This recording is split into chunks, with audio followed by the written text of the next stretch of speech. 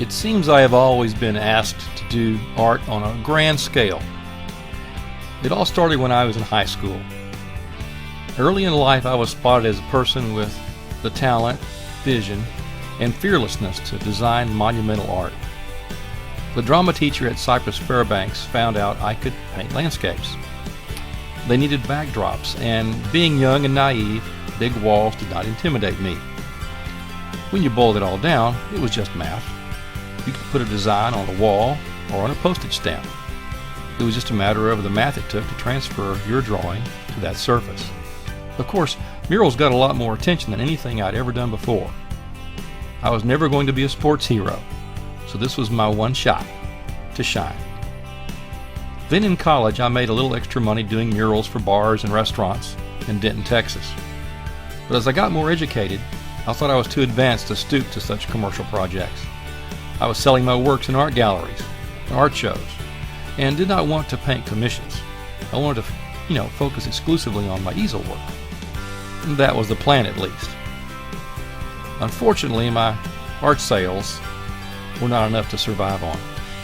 And I was grateful when a friend of mine got me a job painting murals on dining tables on tall ships in the Caribbean.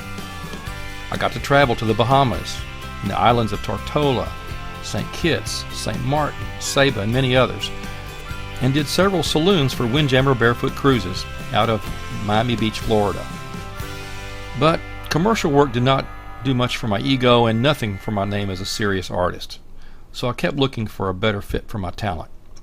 Meanwhile, I did carpentry, painted commercial signs, made some various attempts to do retail, ran a frame shop, an antique shop, an art gallery. I taught art classes and workshops all over East Texas. I worked as a museum director, even took a job as a ranch hand, until I ruined my back. As I got older, the mural work started looking better to me.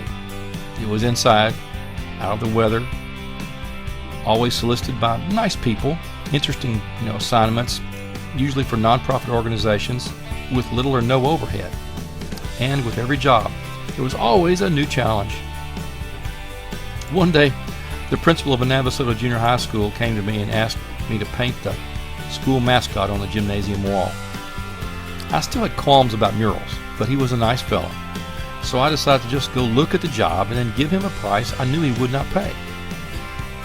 All he said when I gave him my price was, "When can you start?" I tried to worm out of it, and he solved every one of my excuses.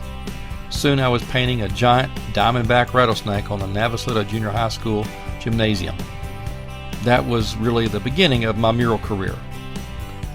I decided to go back to college in 1994 and finish my degree. Before I graduated, I had more mural work than I could do by myself.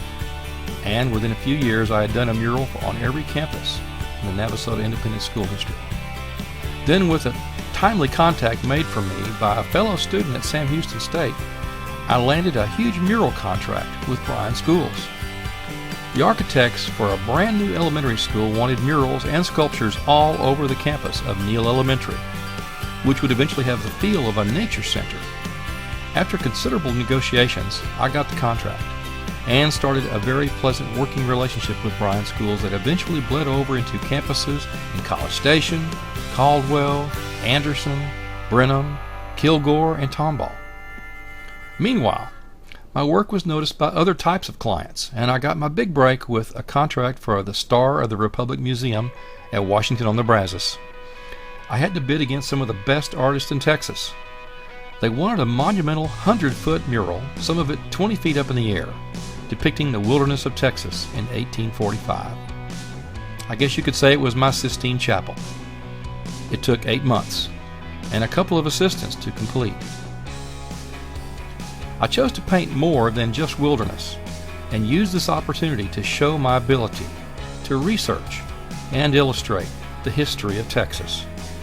I painted a Caddo village, a Kickapoo buffalo hunt, wild mustangs, the local wildlife, cotton planters, and one of my unique contributions to Texas history, a depiction of the town site of Washington on the Brazos, painstakingly extrapolated from original surveys and written accounts. So the job grew. and I ended up painting a number of life-size portraits of early Texans around the elevator shaft. I made the portraits as if they were giant daguerreotypes, forming a circle around the elevator. I called it the daguerreocell. My approach as a classically trained artist, with a knack for historical research, gave me a particular edge for educational murals, and I've been pretty busy in the Brazos Valley ever since. The largest project I've completed was at Harvey Mitchell Elementary School in Bryan. Once again, the architects had a bold plan for a great deal of art. I painted what they could afford, and then produced the rest of the murals and sculptures as they raised the money. And bless their hearts, it took several years, but eventually they had me paint 5 large nature murals, each with an accompanying sculpture. There was a rainforest mural and a Texas Plains mural, but the most popular is probably the life-size black bear in the back of the school, which is adjacent to the Texas Wildlife mural. Just down the hall is the Texas Sea Life mural. At the entrance of the school is the Arizona desert scene, and of course, there had to be a life-size bronze of the town father, Harvey Mitchell. Soon I was bidding on other similar jobs, including monumental sculptures. A bronze monument to motherhood at Heritage Park in Bryan, Texas. This was commissioned by a thankful daughter who wanted her mother to be forever remembered for teaching her and her siblings how to survive during the Great Depression. And perhaps one of the most rewarding projects was painting a mural of the Battle of Galveston, which ended up at Houston Baptist University. My great-great-grandfather fought in this battle, and I grew up hearing from my grandmother of his role in what turned out to be the single most humiliating defeat in American naval history, when a small force of Confederates surprised the Union forces who occupied the island on New Year's Eve in 1863. Then there was a mural at the Houston Bush Intercontinental Airport for Stelzig Ranch, a western wear store, and a mural for Bluebell Creamery in Brenham, Texas. Actually 2, one for the cows and one for Texas high school baseball, and plenty of blue bonnets and bluebells to boot. My life-size bronze of Texas Ranger Frank Hamer was made for the new Navasota City Hall and has received the most attention. Anything to do with the Texas Rangers is sure to be popular, but I was particularly honored to sculpt this one, of a ranger who is considered by many to have been the greatest of them all. Hamer was the city marshal in Navasota in 1908 and is credited for cleaning up the town. My most recent mural was for this same city, which has been very supportive of me, where I've spent most of my adult life, a place whose history I've studied and written about. Navasota is the blues capital of Texas. My friend the mayor of Navasota asked me to paint a mural on the side of his store called Blues Alley, a music-themed store, and the star there is Navasota's favorite son, Mance Lipscomb. Frank Graham, an art student at the time, and I painted this in the summer of 2014. Frank was studying art at Sam Houston State and was the perfect assistant for this project, which took almost 2 months to finish. It features all the famous recording artists who called the Navasota area home. You know, Navasota was a town with a history as big as my imagination, and I feel very fortunate to have been able to create such a legacy right here in my own neighborhood. Most artists spend their lives creating works which end up in rooms and faraway places where the lights are often just turned off. But mine has been seen by hundreds of young people every day, some of it for decades. I once turned my nose up at mural work, and now I am ashamed of that.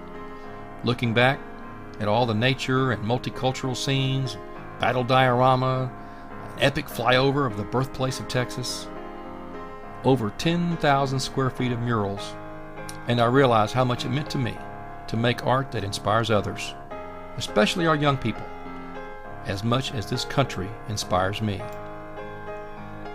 If you are an artist, I hope this video inspires you to use your talent any way that it presents itself. If you just appreciate art, I hope you are inspired to support art in your community, to encourage artists, to find your own legacy. The Statue of Liberty, the sculpture on Mount Rushmore, and most public art only happened because our citizens and even our school children pitched in to make them happen. Artists are only instruments of our culture. They are basically messengers. The wonderful public art in our nation came to be because America, in spite of all its faults, had a wonderful message. I have had a fabulous career doing what I love, conveying that message in a place that I love, for people that I love. So you'll understand that to me, true art is a statement of love. I could spend more words trying to explain that, but I'll let the works speak for themselves.